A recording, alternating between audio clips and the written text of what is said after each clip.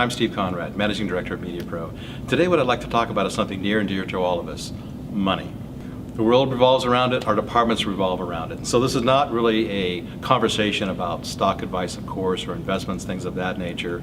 It's really about the executive conversation that goes on in play for budgeting. In budgets, who gets funded, who doesn't?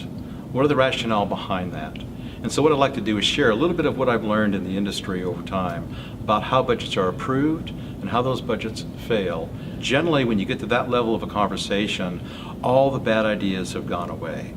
And that means that we're comparing good against better. We're comparing better against best. And it makes it a much more difficult decision by the financial executives. So here are the three things that I would encourage you to consider as you're putting your budget request together. Number one is alignment with corporate goals. Now, every corporation has a strategy for the year, for the coming years, things of that nature. It could be to go into new markets. It could be to reduce our costs, increase the safety of our employees. It could be introducing a new product and a new product line, something of that nature. There are initiatives that happen, and these aren't secrets. These are well publicized within the organization. Take a look at those, and how do you align your budget requests with those initiatives that are going on? And how do you help the corporation actually achieve those and its overall financial goals? Let's talk about number two, the budget, where the rubber meets the road. So I would encourage you again to look and understand how your corporation and how your entity actually evaluates the budgets. What do they use? And understand what form that should be in. Are they looking for 3-year projections, 2-year projections? They want to compare one opportunity to the next. And if they do that, they need to do it in a consistent fashion. And that means consistent numbers. So I would encourage you to find out what those numbers are, and if you could do that and put your budget request into that format, it's going to go much better off. And the last one is probably the most important, and this is every executive I've ever talked to. Nobody likes surprises, right? And data protection is one area where they can get surprised big time.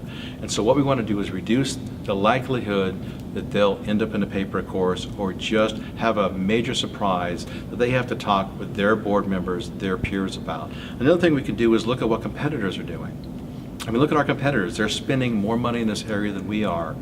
Are we sure that we want to shortchange this particular area? Obviously, there's a great investment going in. They're looking to do some of the same things we are. And if we don't do it, if we don't protect ourselves, what's going to happen? So let's summarize the 3 points we've talked about today. One is look at the corporation, look at its goals, look at its objectives for the next year. How do you align yourself with those goals and objectives? So it's a positive aspect of what we're doing in data protection. Number two is financially. How do you express what you're asking for in the financial terms of the organization? What terms do they use? Let's make sure we use those terms, calculate our numbers the way they want to see them calculated so they can compare and contrast and make good decisions.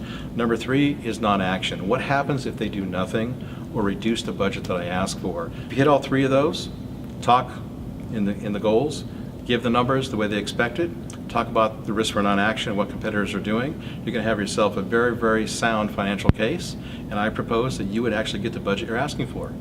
Sounds good? All right, thanks for joining me today.